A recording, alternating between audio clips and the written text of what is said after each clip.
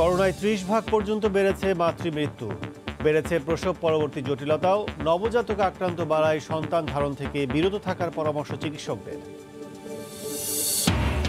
যুক্তরাষ্ট্রের উদ্ভাবিত corona vaccine সরবরাহ শুরু। আকাশপথে শিকাগো থেকে গেল ব্রাসেলসে। -70°C সংরক্ষণই challenge. দেশের সবচেয়ে বড় রেল সেতু নির্মাণযজ্ঞ শুরু হচ্ছে আজ। উন্মোচিত হবে রেল সংযোগের নতুন দিগন্ত। উদ্বোধন করবেন প্রধানমন্ত্রী। ভোরের সময় সঙ্গে আছি আমি কাজল আব্দুল্লাহ। কোভিড মহামারীতে মাতৃমৃত্যু হার 25 থেকে 30% পর্যন্ত বেড়েছে। জন হপকিন্সের গবেষণায় উঠে এসেছে সংক্রমণের ভয়, অর্থনৈতিক সংকট, যানবাহন সমস্যা, স্বাস্থ্যকেন্দ্রে পর্যাপ্ত সেবার সুযোগ ব্যাহত হওয়া সহ নানা কারণে প্রসবকালীন পূর্ণ সেবা নিশ্চিত করা যায়নি। এতে মৃত্যুহার বৃদ্ধি ছাড়াও প্রসব পরবর্তী নানা জটিলতা নিয়ে হাসপাতালে আসছেন মায়েরা। নবজাতকদের মধ্যে কোভিড আক্রান্তের হার বাড়ায় এখন সন্তান গ্রহণ থেকে বিরত থাকার পরামর্শ দিচ্ছেন চিকিৎসকরা। মোজাই শুভর রিপোর্ট। অদক্ষ ধাত্রীর হাতে প্রসবের যন্ত্রণাদায়ক ফল ভোগ করছেন পাপিয়া আক্তার। হারিয়েছেন জীবনের প্রথম সন্তান। এখন নিজের জীবন বাঁচাতে প্রসব পরবর্তী জটিলতা নিয়ে সাভারের ধামরাই থেকে ছুটে এসেছেন ঢাকা মেডিকেলের গাইনি ওয়ার্ডে। আমি তো জানি না যে আমার সন্তান যে এইভাবে চলে যাবে। আমার হাজবেন্ড ভেঙে পড়ছে বেশি। বেশিরভাগ রোগী দেখা যাচ্ছে বাসায় বাচ্চা হয়েছে কিন্তু ফুল পড়ে নাই। মায়েদের পোস্টপার্টাম যে পিপিএস হয় ওইটা নিয়েও অনেক সময় রোগীরা আসে। মহামারীর আগেই 47% মায়ের বাসা বাড়িতে সন্তান প্রসব হতো অদক্ষ ধাত্রীদের হাতে। কোভিডকালীন এই সময়ে এই সংখ্যা বেড়ে 70% ছাড়িয়েছে। গাইনি বিশেষজ্ঞরা বলছেন বাসা বাড়িতে সন্তান প্রসব যত বাড়বে মাতৃমৃত্যু হার ততই বাড়বে। প্যান্ডেমিকের সময়ে যে প্রেগন্যান্সি যাতে না নেয় তার জন্য একটা সচেতনতা বাড়ানো, ইফেক্টিভ কন্ট্রাসেপটিভ মানুষকে নেওয়া, তারপরে যাতে প্রেগন্যান্সি কম হয়। যারা প্রেগন্যান্ট আছে তাদের ডেলিভারি ইনস্টিটিউশনাল ডেলিভারি করলে তাহলে এই ধরনের মৃত্যু এবং মরবিডিটি দুটোই কমানো যাবে। সংকট কাটিয়ে স্বাস্থ্যকেন্দ্রে পূর্ণ সেবা চালু হওয়ায় বাড়িতে প্রসবের ঝুঁকি না নেয়ার জোর তাগিদ হাসপাতাল প্রধানদের। যেভাবে চিকিৎসা নিচ্ছিলেন একইভাবে অ্যান্টিনেটাল চেক আপ এবং প্রসূতিকালীন যে সমস্ত সেবা, এটা আমাদের এখানে মডেল ক্লিনিক আছে, এখানেও চালু আছে। যদি কেউ কোভিড পজিটিভ থাকে আমরাই পরীক্ষা নিরীক্ষা করে আমরাই আবার এখানে তাদেরকে ভর্তি করে পরিপূর্ণ চিকিৎসা দেবো, সে ব্যবস্থা আমাদের এখানে আছে। প্রথম 6 মাসে অধিকাংশ পরিবার পরিকল্পনা সেন্টার বন্ধ হবার পাশাপাশি মাঠকর্মীরা ঘরে ঘরে যেয়ে উপকরণ পৌঁছাতে না পারায় বেড়েছে অনাকাঙ্ক্ষিত গর্ভধারণও। সমস্যা সমাধানে সব ধরনের সেবা পুনরায় নিশ্চিত করার আশ্বাস পরিবার পরিকল্পনা অধিদপ্তরের। আমরা বলছি 24/7 আমাদের কেন্দ্রগুলোতে আসুন। আমাদের একজন মিডওয়াইফ আছে, সে নিরাপদ প্রসব করাতে পারে। আমরা কোনো পয়সা নেই না। পরিবার পরিকল্পনা অধিদপ্তর থেকে আমরা ডেলিভারি কিট দিচ্ছি। নাভি বাঁধার সুতা থেকে শুরু করে প্রায় 15টি আইটেম এখানে আছে, যাতে একটা মাকে সুন্দরভাবে ডেলিভারি করা যায়। মৃত্যু ঝুঁকি এড়াতে করোনার সেকেন্ড ওয়েভের মধ্যেও হাসপাতালে এসে প্রসব করানোর আহ্বান বিশেষজ্ঞদের। মুজাহিদ শুভ, সময় সংবাদ, ঢাকা। স্বাস্থ্য অধিদপ্তর জানিয়েছে শনিবার দুপুর পর্যন্ত সবশেষ 24 ঘন্টায় করোনায় মারা গেছেন 36 জন। এ নিয়ে দেশের মৃতের সংখ্যা বেড়ে দাঁড়ালো 6580 জনে। এছাড়া শনাক্ত হয়েছেন 1908 জন।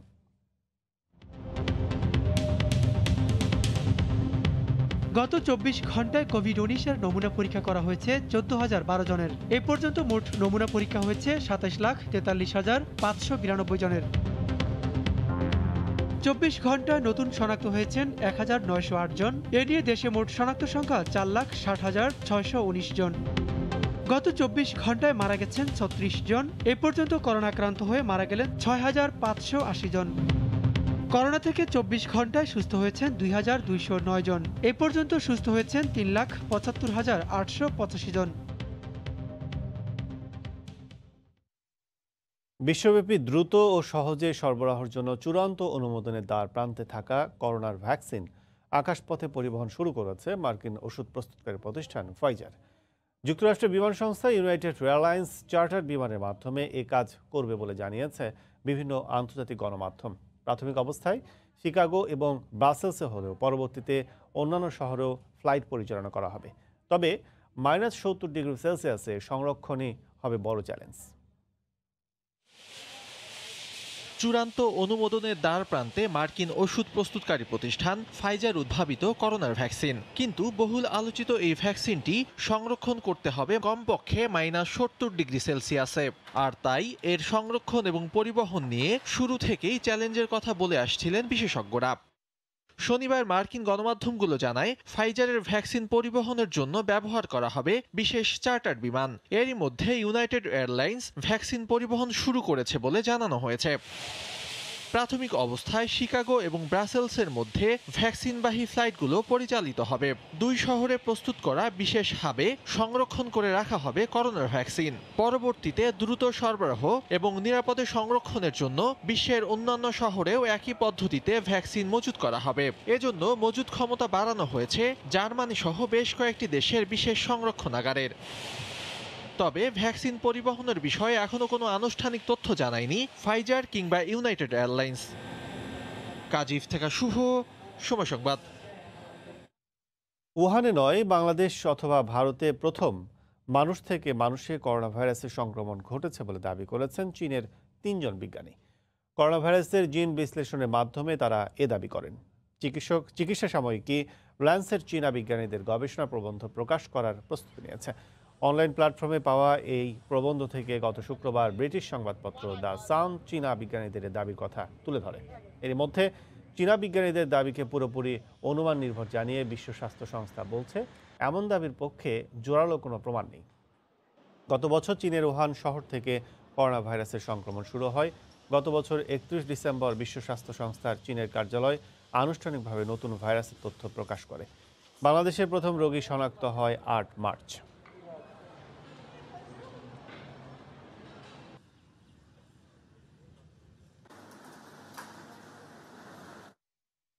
দেশের সবচেয়ে বড় রেল সেতু নির্মাণের মহাকর্মযজ্ঞ শুরু হচ্ছে আজ। 4.8 কিলোমিটার দৈর্ঘ্যের বিশেষায়িত এই সেতুটি দেশের পূর্বাঞ্চল ও পশ্চিমাঞ্চলের মধ্যে রেল সংযোগের নতুন দিগন্ত উন্মোচন করবে। বঙ্গবন্ধু সেতুতে বিদ্যমান লাইনের সক্ষমতার সংকট ও গতির নিয়ন্ত্রণাদেশে আর একটি নতুন সেতু নির্মাণের বিষয়টি সময়ের দাবি হয়ে উঠেছে। ভিডিও কনফারেন্সের মাধ্যমে সকাল 10:30টায় প্রকল্পটি নির্মাণ কাজ উদ্বোধন করবেন প্রধানমন্ত্রী। আর জানাচ্ছেন দেবাশিস রায়। 1998 সালের 23 জুন উদ্বোধন করা হয় যমুনা নদীর ওপর নির্মিত দেশের সবচেয়ে বড় ও উপমহাদেশের অন্যতম প্রায় 5 কিলোমিটার বঙ্গবন্ধু সেতু। শুরুতে পরিকল্পনায় না থাকলেও পরবর্তীতে এর নকশায় যোগ করা হয় রেল চলাচলের বিষয়টি। ওই বছরের 23 জুন থেকে আজ অবধি সেতুটিতে রেলগাড়ি চলছে ঠিকই, তবে তা ধিমে তালে কোনো মতে। 2008 সালে সেতুটিতে প্রথমবার ফাটল দেখা দেয়। এরপর থেকে এতে রেল চলাচলের গতিও কমিয়ে আনা হয়। এখন সর্বোচ্চ 20 কিলোমিটার গতিতে এই সেতু দিয়ে ট্রেন চলাচল করে। প্রতিদিন 22টি ট্রেন চলার কথা থাকলেও এখন চলে 44টি ট্রেন, অনেকটা ঝুঁকি নিয়েই। এত সব জটিলতা নিরসনে 2016 সালে যমুনা নদীতে বর্তমান সেতুর পাশে উত্তরেই 300 মিটার উজানে একটি বিশেষায়িত রেল সেতু নির্মাণের সিদ্ধান্ত চূড়ান্ত করে সরকার। 4.8 কিলোমিটার দৈর্ঘ্যের ডুয়েল গেজের ডাবল ট্র্যাকের সেতুটি নির্মাণ করা হবে শুধুমাত্র ট্রেন চলাচলের জন্য। এই সেতুটি নির্মাণে কারিগরি ও আর্থিক সহায়তা দেবে সহযোগিতা সংস্থা Japan international cooperation agency JICA. সেতুর 2 প্রান্তে 0.5 কিলোমিটার ভায়াডাক্ট, প্রয়োজনীয় রেলওয়ে অ্যাপ্রোচ সহ মোট 30 কিলোমিটার নতুন লাইন নির্মাণ করা হবে। ডাবল লাইনের নতুন সেতুটি নির্মাণ সম্পন্ন হলে 100 কিলোমিটার গতিতে যমুনা নদীতে পার হবে ট্রেন।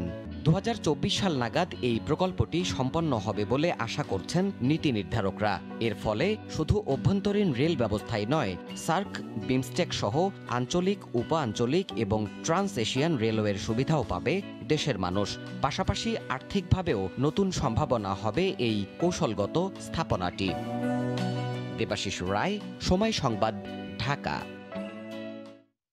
আসন্ন পৌরসভা নির্বাচনের প্রথম ধাপে 25 পৌরসভায় মেয়র প্রার্থী চূড়ান্ত করেছে আওয়ামী লীগ। গতকাল বিকেলে দলটির স্থানীয় সরকার জনপ্রতিনিধি মনোনয়ন বোর্ডের সভায় এই প্রার্থীদের চূড়ান্ত মনোনয়ন দেয়া হয়।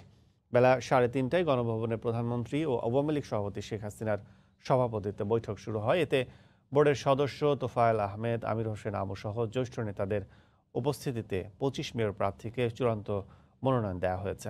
বৈঠকে রংপুর বিভাগে 5টি, রাজশাহী বিভাগে 4টি, খুলনা বিভাগে 3টি, বরিশালে 4টি, ঢাকা বিভাগে 3টি, ময়মনসিংহ বিভাগে 2টি এবং সিলেট বিভাগে 3টি পৌরসভার প্রার্থীদের মনোনয়ন দেওয়া হয়।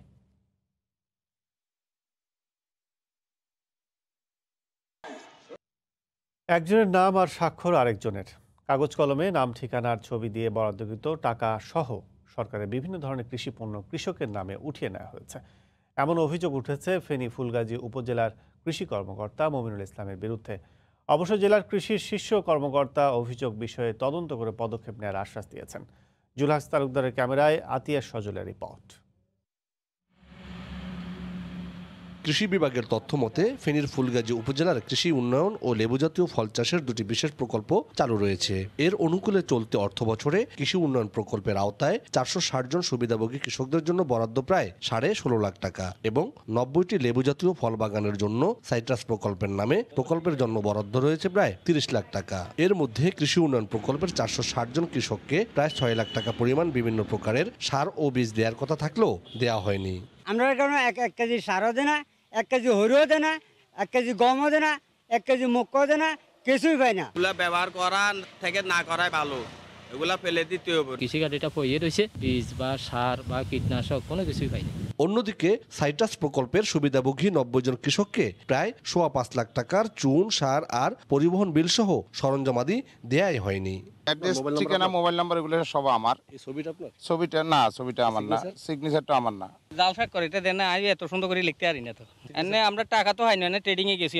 আমার নাম আছে, মোবাইল নাম্বার ঠিক আছে, আর একটু স্বাক্ষর দেখতে পাচ্ছি, এটা তো আমার স্বাক্ষর না, আর যে ছবিটা ওইটা আমার ছবি নেই। প্রথমে ক্যামেরায় কথা বলতে না চাইলেও পরে সব অভিযোগের দায় তার অধীনস্থদের উপর চাপানোর চেষ্টা কৃষি কর্মকর্তার। সবাই বলছে টাকা পাই না, ঠিক আছে, আমি তো বলতেছি দিই না, কারণ আমি বিল করিনি এখনো। আপনার যে স্বাক্ষরটা রয়েছে এখনো রয়েছে, আমার আরো কয়েকটা উপকরণ দিয়ে বিল করে টাকা দেব। এসব অভিযোগ আগে কখনো নজরে আসেনি জানিয়ে তদন্ত সাপেক্ষে ব্যবস্থা নেওয়ার আশ্বাস দেন জেলার শীর্ষ কৃষি কর্মকর্তা। সব ডকুমেন্ট যাচাই করে যদি সত্যতা পাই তাইলে তার বিরুদ্ধে অবশ্যই আমরা বিভাগীয় ব্যবস্থা, আইনগত ব্যবস্থা নেওয়ার জন্য আমরা ঊর্ধ্বতন কর্তৃপক্ষকে বলবো। উপজেলায় এই 2টি প্রকল্প 2 বছর ধরে চলমান। অভিযুক্ত কৃষি কর্মকর্তা উপজেলায় কর্মরত 4.5 বছরেরও বেশি সময় ধরে। আতিয়া সজল, সময় সংবাদ, ফেনী। নদী ভাঙন কবলিত এলাকাগুলোকে ঝুঁকিমুক্ত রাখতে পানি উন্নয়ন বোর্ড কাজ শুরু করেছে বলে জানিয়েছেন পানি সম্পদ উপমন্ত্রী AKM এনামুল হক শামীম। গতকাল সকালে শরীয়তপুরের জাজিয়ার দুর্গম চর পরিদর্শনে গিয়ে কথা বলেন তিনি। আগামী বর্ষার আগেই এটা কাজ বাস্তবায়ন করবে, যেন বর্ষার আগেই এই 2 কিলোমিটার এলাকা কুণ্ডের চরের ঝুঁকি মুক্ত হয়। আমরা আগামী বর্ষাকে সামনে রেখে সারা বাংলার দেশের ঝুঁকিপূর্ণ এলাকাগুলো মাননীয় প্রধানমন্ত্রীর নির্দেশনা মোতাবেক কাজ করছি। রাজনীতিকে পেশা হিসেবে না নিয়ে এর পবিত্রতা ধরে রাখার আহ্বান জানিয়েছেন বাংলাদেশ আওয়ামী যুবলীগের চেয়ারম্যান শেখ ফজলে শামস পরশ। গতকাল বিকেলে জামালপুরে মাদারগঞ্জ উপজেলা যুবলীগের ত্রিবার্ষিক সম্মেলনে আহ্বান জানান তিনি। রাজনীতির পবিত্রতা, এই পবিত্রতা আমাদের ধরে রাখতে হবে। রাজনীতিতে পেশায় পরিণত হয়েছে, এটা আমাদের এই মনোবৃত্তি থেকে আমাদের সরে দাঁড়াতে হবে যে না, রাজনীতি তো কোনো পেশা, রাজনীতি হচ্ছে ভলেন্টারি কাজ। এখানে আমরা শ্রম দেব দেশের জন্য কিছু করার জন্য, সমাজের জন্য কিছু করার জন্য। করোনার কারণে এবার বই উৎসব না হলেও বছরের প্রথম দিন শিক্ষার্থীদের হাতে বই তুলে দিতে হবে নতুন। কিন্তু চট্টগ্রামে এখনও এসে পৌঁছায়নি বেশিরভাগ বই। মাধ্যমিক পর্যায়ে এসেছে শুধুমাত্র 3.5% বই, অন্যদিকে প্রাথমিক পর্যায়ে এসেছে 20%। তবে দ্রুততম সময়ের মধ্যে সব বই চলে আসবে বলে আশা শিক্ষা কর্মকর্তার। আশরাফুল আলম মামুনের ক্যামেরায় বিস্তারিত জানাচ্ছেন পার্থপ্রতিম বিশ্বাস। প্রতি বছর বছরের প্রথম দিন উৎসবমুখর পরিবেশে পালন করা হয় বই উৎসব। শিক্ষার্থীদের হাতে তুলে দেওয়া হয় নতুন বই। কিন্তু এবার করোনা মহামারীর কারণে স্বাস্থ্য ঝুঁকি থাকায় বই উৎসব হচ্ছে না। উৎসব না হলেও শিক্ষার্থীদের হাতে পৌঁছে দিতে হবে নতুন বই। গত বছর এ সময় চলে এসেছিল 70 থেকে 80% বই, কিন্তু এবারের চিত্র কিছুটা ভিন্ন। মাধ্যমিক পর্যায়ে 1,91,97,705টি বইয়ের চাহিদার বিপরীতে এখন পর্যন্ত এসেছে মাত্র 3.5% বই। এই সিচুয়েশনের কারণে একটু বিলম্ব হচ্ছে, আমাদের সব কার্যক্রমে একটু পিছিয়ে গেছে। 31শে ডিসেম্বরের পূর্বেই আমাদের 100% বই চলে আসবে এবং আশা করতেছি 1 জানুয়ারি এর মধ্যে আমরা শিক্ষার্থীদের হাতে বই তুলে দিতে পারবো। বই পড়া আমাদের লেট হবে না। এখানে গোডাউনে আমাদের জনবল আছে, অফিসের জনবল দিয়ে আমরা অ্যাজ আর্লি অ্যাজ পসিবল শিক্ষার্থীদের কাছে পৌঁছায় দিতে পারবো। অন্যদিকে প্রাথমিক পর্যায়ের 45,98,139টি বইয়ের চাহিদার বিপরীতে এসেছে 9,57,986টি বই। তবে দ্রুততম সময়ের মধ্যে বেশিরভাগ বই চলে আসবে বলে জানান প্রাথমিক সহকারী শিক্ষা কর্মকর্তা। তারা আমাদের কথা দিয়েছে 20 ডিসেম্বরের মধ্যেই তারা বাকি বইগুলো আমাদের কাছে পৌঁছাবে। তার অর্থ আমরা এই মাস নভেম্বরের মধ্যে ডিসেম্বরের মধ্যেই আমরা সকল বই আমরা আশা করি পেয়ে যাব। চট্টগ্রামে প্রাথমিক ও মাধ্যমিক মিলিয়ে 2 কোটির বেশি বইয়ের চাহিদা রয়েছে। 2010 সাল থেকে প্রতি বছরের প্রথম দিন উৎসবমুখর পরিবেশে শিক্ষার্থীদের হাতে তুলে দেওয়া হতো নতুন বই, কিন্তু এবার করোনা মহামারীর কারণে স্বাস্থ্য ঝুঁকি থাকায় বই উৎসব আর হচ্ছে না। তবে কিভাবে শিক্ষার্থীদের হাতে নতুন বই তুলে দেওয়া হবে সে বিষয়ে চিন্তাভাবনা চলছে বলে জানিয়েছে শিক্ষা কর্মকর্তারা। চট্টগ্রামের সদরঘাট থেকে পার্থপ্রতিম বিশ্বাস, সময় সংবাদ। ভোটের সময় আরও থাকছে। অনলাইন ক্লাস আর হোম অফিসের প্রয়োজনে চাহিদা বেড়েছে ল্যাপটপ সহ প্রযুক্তি পণ্যের। স্বাভাবিক হয়ে আসছে ইলেকট্রনিক পণ্যের বাজার।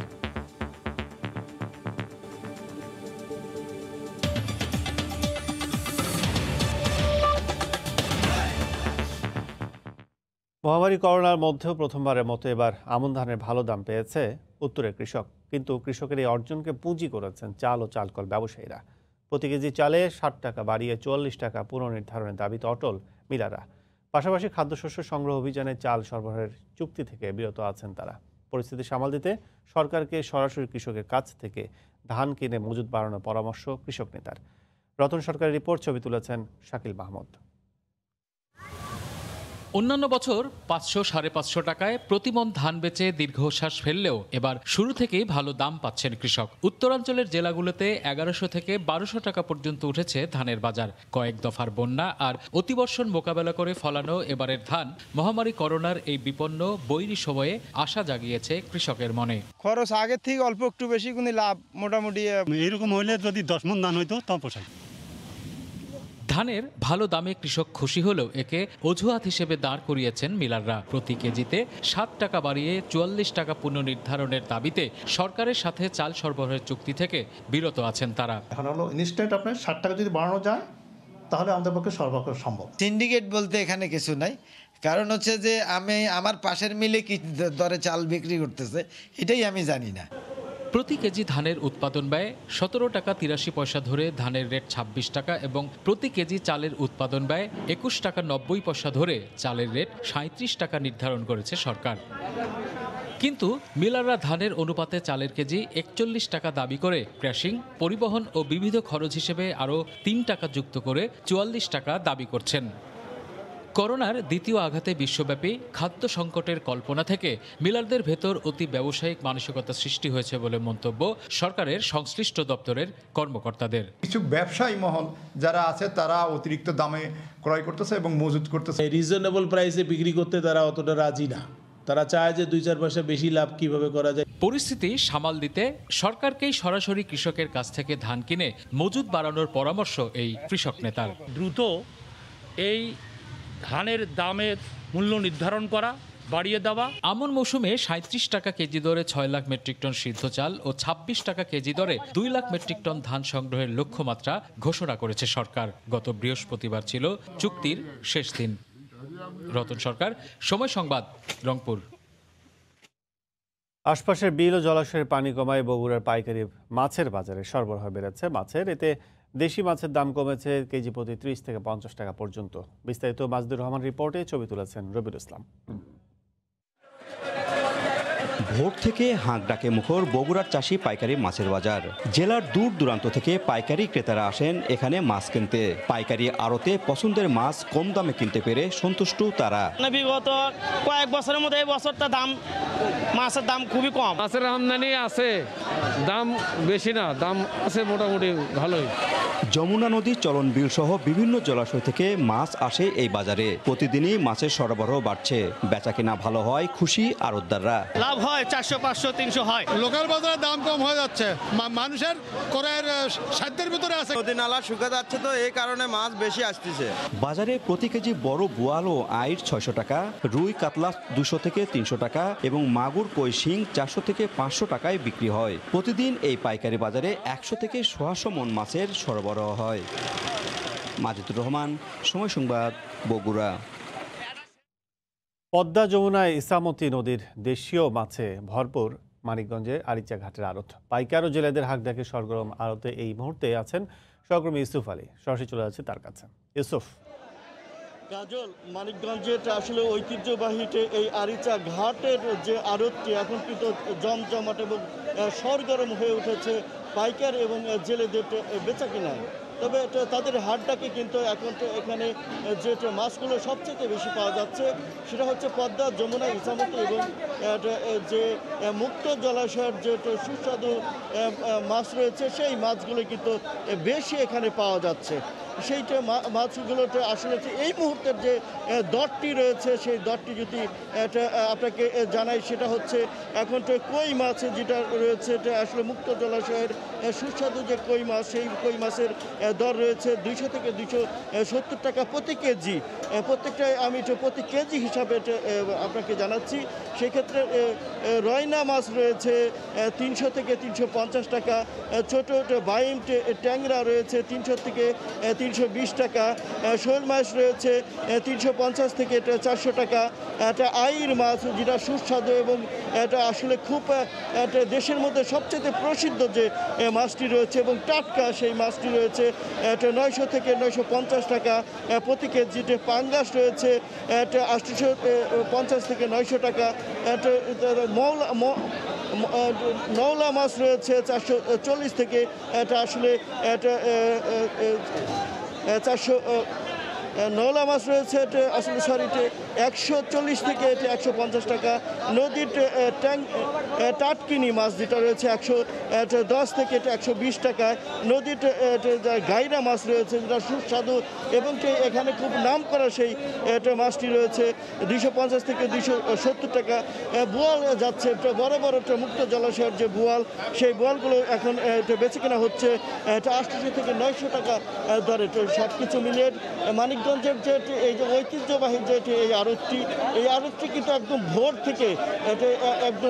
থেকে সকাল 8টা পর্যন্ত সরগরম থাকে এবং বিভিন্ন পাইকাররা টাটকা এবং সুস্বাদু মাছ হওয়ার জন্য এবং তরতাজা মাছ হওয়ার জন্য কিন্তু এরা এখানে রাজধানী থেকে এখানে আসে এবং সেই পাইকাররা কিন্তু এখান থেকে ক্রয় করে এই তরতাজা মাছ অনেকে কিন্তু রওনাও দিয়েছে ঢাকার দিকে, আবার কিনছে, আবার চলে যাচ্ছে। এরা কিন্তু বেচে কেনা হচ্ছে। যদি আমি এইটা একজন আড়তদারের সাথে কথা বলি সেই ক্ষেত্রে কিন্তু আড়তদারকে বলবো আসলে এখন এটা কীরকম মাছের সরবরাহ রয়েছে? এখন মাছের সরবরাহ মোটামুটি ভালো আছে আর দামও মোটামুটি স্বাভাবিক আছে। আর এখানে পদ্মার টাটকা মাছ। ওকে, থ্যাংক ইউ। তো এটা কাজলটা আসলে এই ছিল আমার কাছে আসলে আরিচার ঐতিহ্যবাহী আড়ত থেকে সর্বশেষ অবস্থা। মানিকগঞ্জের আরিচা ঘাটের আড়ত থেকে আমাদের সাথে যোগ দিয়েছিলেন সহকর্মী ইউসুফ আলী। শীতের সবজি সরবরাহে সরগরম রাজশাহীর পাইকারি বাজার বানেশ্বর হাট। আশপাশের 2 উপজেলার কৃষকের আনা সবজিতে সয়লাভ হাট। আব্দুল সালামের ক্যামেরায় রাকিবুল হাসানের প্রতিবেদন। শীতের সকালে আড়মোড়া ভেঙে জেগে ওঠা সূর্যের সাথে সবজি তুলতে ব্যস্ত কৃষক। শীতের সাথে বেড়েছে মাঠের সবজি বাজারজাতের উপযোগিতা। তাতে প্রতিযোগিতামূলক বাজারে ভালো দামের প্রত্যাশায় আগেভাগে সবজির ঢাকি নিয়ে ছুটছেন ব্যবসায়ীরা।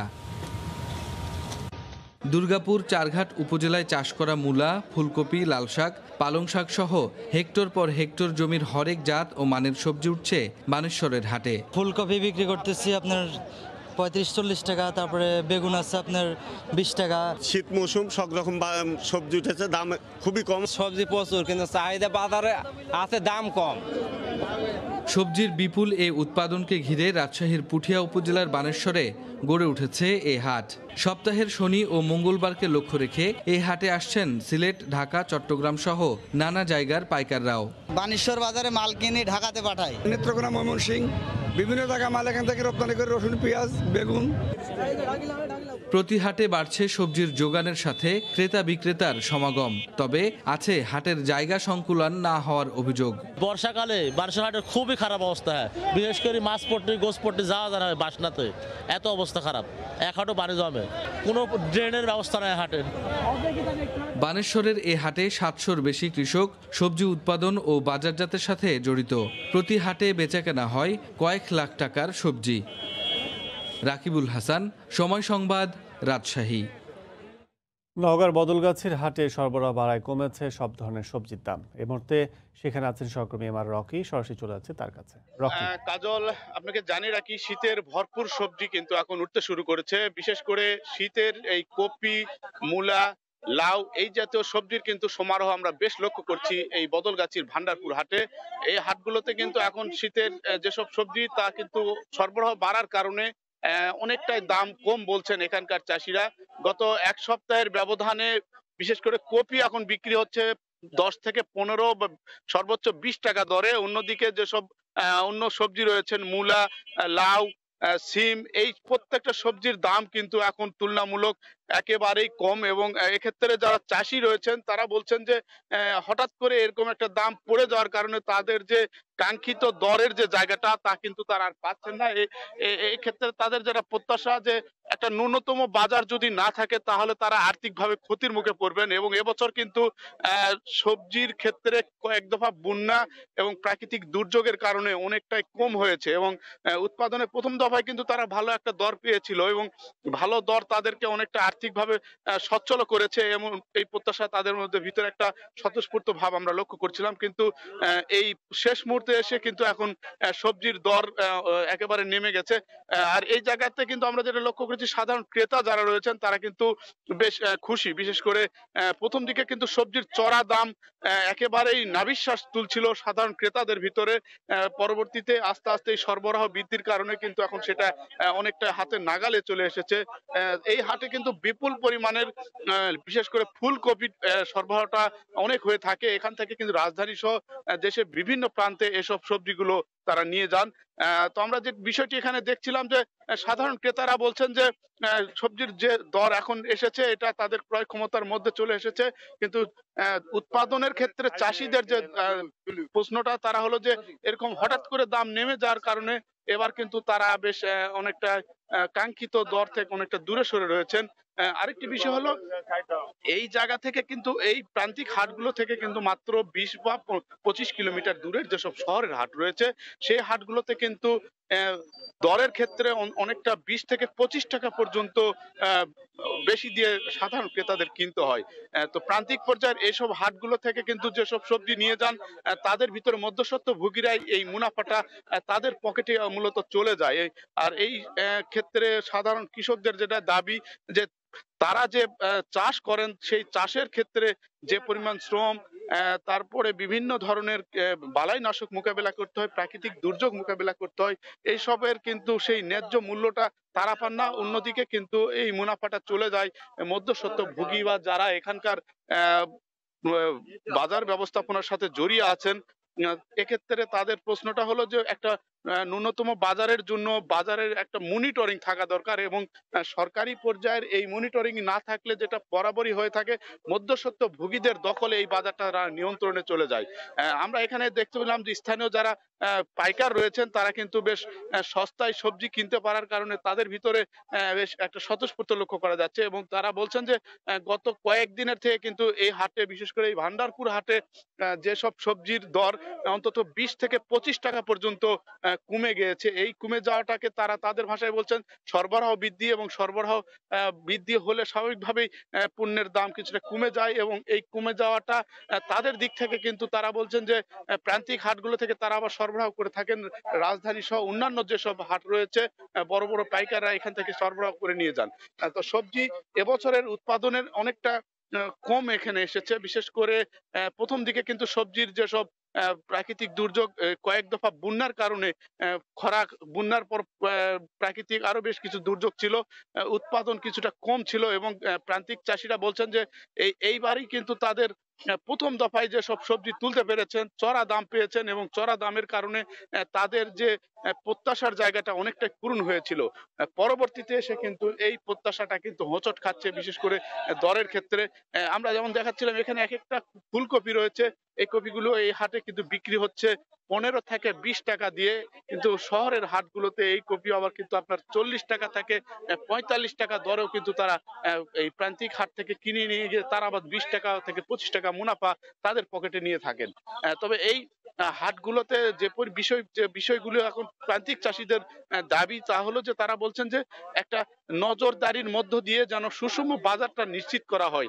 এই বাজার না থাকলে তারা কিন্তু তাদের উৎপাদনের ক্ষেত্রে শ্রম দিয়ে থাকেন, সেই শ্রমের বিপরীতে কিন্তু তাদের মুনাফাটা অন্য মধ্যস্বত্বভোগীদের পকেটে চলে যায়। এই জায়গাতে তাদের যেটা দাবি, একটা ন্যায্য মনিটরিং এর মধ্য দিয়ে তাদের যেন উৎপাদনের প্রকৃত বাজারটা তারা পান, সেই ক্ষেত্রে তাদের বরাবরই এই দাবিটা তারা জানিয়ে আসছেন। নওগাঁর বদলগাছির এই হাট থেকে কিন্তু দেশের বিভিন্ন প্রান্তে সবজি সরবরাহ করা হয়ে থাকে। স্থানীয় যারা এখানকার আড়ত রয়েছেন, আড়তদাররা বলছেন এই হাট থেকে প্রতি হাটে সপ্তাহে 2 দিন হাট বসে, এই হাট থেকে 30 থেকে 40 লাখ টাকার বিভিন্ন জাতের সবজি কিন্তু পাইকাররা কিনে রাজধানী সহ বিভিন্ন মোকামে তারা সরবরাহ করে থাকেন। এবং হাটের যেসব খাজনা রয়েছে, খাজনার ক্ষেত্রে স্থানীয় চাষীদের কিছু অভিযোগ রয়েছে। তারা বলছেন যে এই হাটের যে ন্যূনতম খাজনা, সেটা অনেক সময় চড়া নেওয়ার কারণে তাদের মুনাফার খাতটা কিন্তু প্রান্তিক কৃষকরা আর্থিক ক্ষতির মুখে তারা আরেক দফা পড়ে থাকেন। এত কাজল, এই ছিল নওগাঁর বদলগাছির ভান্ডারপুর হাটের সবজি বেচা কেনার খবর আমার কাছে। নওগাঁর বদলগাছি থেকে আমাদের সাথে যোগ দিয়েছিলেন সহকর্মী MR রকি। অনলাইন ক্লাস আর হোম অফিসের প্রয়োজনে বাজারে চাহিদা বেড়েছে ল্যাপটপ সহ বিভিন্ন প্রযুক্তি পণ্যের। সরবরাহ কম থাকায় বেড়েছে দামও। আর করোনার প্রথম ধাক্কা সামলে স্বাভাবিক হতে শুরু করেছে টিভি, ফ্রিজ, ওয়াশিং মেশিন সহ ইলেকট্রনিক পণ্যের বাজার। মানুষের কর্মজীবন সচল হওয়ায় এসব পণ্যের বাজারও ঘুরে দাঁড়াচ্ছে বলে মনে করেন বিশ্লেষকরা। হরিপদ সাহার রিপোর্ট। দ্বিতীয় শ্রেণীতে পড়ুয়া আওসাব বাবা মা সহ রাজধানীর প্রযুক্তি পণ্যের বাজারে এসেছে ল্যাপটপ কিনতে। করোনায় স্কুল বন্ধ থাকায় অনলাইন ক্লাসের জন্য কিনতে হচ্ছে ল্যাপটপ। বাজার ঘুরে তার মতো অনেককেই পাওয়া গেল যারা অনলাইন ক্লাস, হোম অফিস বা কর্মস্থলে ব্যবহারের জন্য কিনছেন ল্যাপটপ, হেডফোন, ওয়েবক্যামের মতো প্রযুক্তি পণ্য। অনলাইনে ক্লাস হওয়ার কারণে গত মাসে মেয়ের জন্য একটা কিনেছি, এখন ছেলের জন্য একটা কিনতে আসছি। দাম আমরা 4-5 হাজার টাকার মতন প্লাস দেখছি। যে ল্যাপটপগুলো আমরা খুঁজছিলাম একটু অপ্রতুলতা আছে। বাংলাদেশে প্রযুক্তি পণ্যের সিংহভাগ আমদানি হয় চীন থেকে। করোনার কারণে সে দেশের উৎপাদন ও রপ্তানি কার্যক্রম ব্যাহত হওয়ায় সরবরাহ ঘাটতিতে দাম বেড়েছে বেশিরভাগ পণ্যের। আমাদের আগের যে স্টকগুলো ছিল সেগুলি দিয়ে আমরা মার্কেট চালিয়ে আসতেছিলাম। 2 মাস ধরে আমরা আসলে প্রোডাক্ট ক্রাইসিসে ভুগছি। ইন্টারন্যাশনাল মার্কেট থেকে আমরা প্রোডাক্ট পাচ্ছি না। এদিকে করোনার প্রথম ধাক্কা কাটিয়ে ঈদ উপলক্ষে গত জুন থেকে আগস্ট মাস পর্যন্ত বাজারে স্মার্ট টিভি, ফ্রিজের ভালো কাটতির কথা জানান বিক্রয় কর্মীরা। ফ্রিজটা তো অ্যাকচুয়ালি ছিল ঈদের মধ্যে, তারপরে হচ্ছে ওয়াশিং মেশিন, তারপরে টিভি, আর এখন হচ্ছে ইনস্ট্যান্ট শাওয়ারটা বেশি চলছে। সুরক্ষা সতর্কতা মেনে শোরুম খোলা রাখার পাশাপাশি করোনাকালে ইলেকট্রনিক পণ্যের অনলাইন বিক্রি জোরদারে ভালো ফল পাওয়া গেছে বলে জানান বাজারজাতকারীরা। অর্থনীতিবিদরাও বলছেন বাজার পরিস্থিতি স্বাভাবিক হচ্ছে। 70 to 80% আমরা গেইন করে ফেলেছি, যেটা আমরা লস করেছিলাম কোভিডের কারণে। এই সময়কালে যে কিছু পণ্যের চাহিদা বেড়ে যাবে, ওয়াশিং মেশিন বা গিজার বা রুম হিটার বা ইলেকট্রিক কেটলি, সেগুলোর প্রোডাকশন আমরা বাড়িয়ে রেখেছি। লকডাউনের কারণে অর্থনীতিতে যে চাপটা ছিল সেই চাপটা অনেকটা আমরা জানি যে সহজ হয়ে গিয়েছে। মানুষের যে কর্মচাঞ্চল্য সেগুলো দেখলে আমরা বুঝতে পারি যে রিভাইভাল, যে অনেকটা আপনার কেনাকাটা ফিরে এসছে, সেটা একটা ভালো দিক। যদি সেকেন্ড ওয়েভ না আসে তাহলে শীঘ্র এটা স্বাভাবিক হয়ে যাবে। করোনার মধ্যে বিক্রি বাড়াতে ক্যাশব্যাক সহ বিভিন্ন রকম অফারও দিচ্ছে ইলেকট্রনিক পণ্যের বাজারজাতকারীরা। হরিপদ সাহা, সময় সংবাদ, ঢাকা। বান্দরবানে উদযাপিত হলো বৌদ্ধ ধর্মাবলম্বীদের কঠিন চীবরদান উৎসব। গতকাল সকালে জেলার উজানিপাড়া রাজগুরু মহাবৌদ্ধ বিহারে জাতীয় ধর্মীয় পতাকা উত্তোলন করা হয়। এরপর মঙ্গল শোভাযাত্রা, মঙ্গলসূত্র পাঠ, পঞ্চশীল প্রার্থনা সহ নানা আয়োজন ছিল উৎসবে। প্রবারণা পূর্ণিমার পরদিন থেকে বৌদ্ধ ধর্মাবলম্বীরা পরিবার ও দেশের মঙ্গল প্রার্থনায় অনুষ্ঠিত হয় কঠিন চিবরদান অনুষ্ঠান।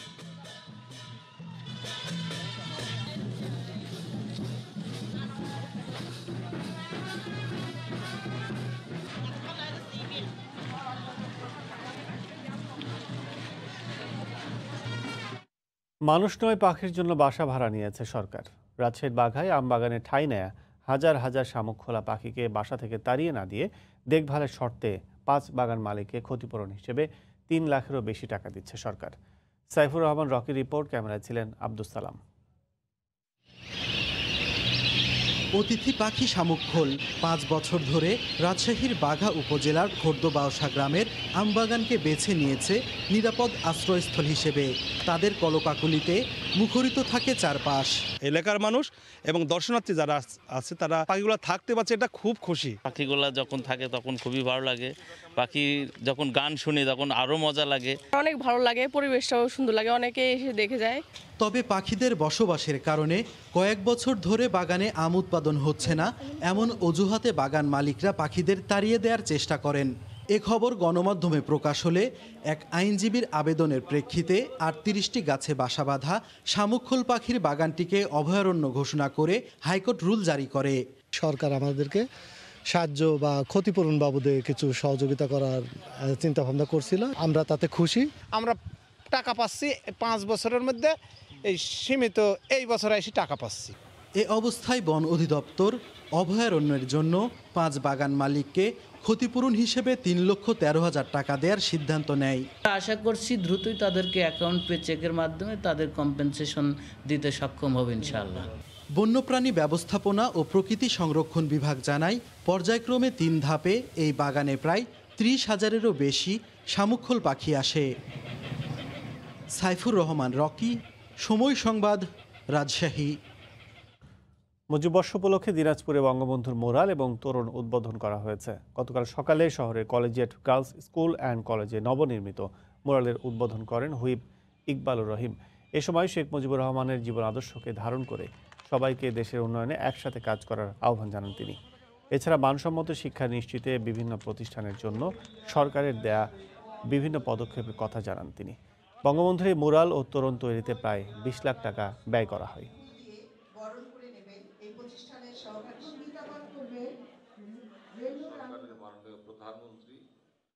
ভোরের সময় আরও থাকছে।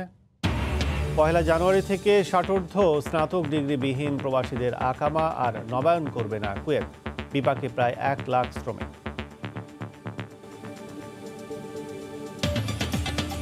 6 সপ্তাহের লকডাউন শেষে আগামী 1 ডিসেম্বর থেকে 3য় ধাপের নিয়মের আওতায় আসছে আয়ারল্যান্ড।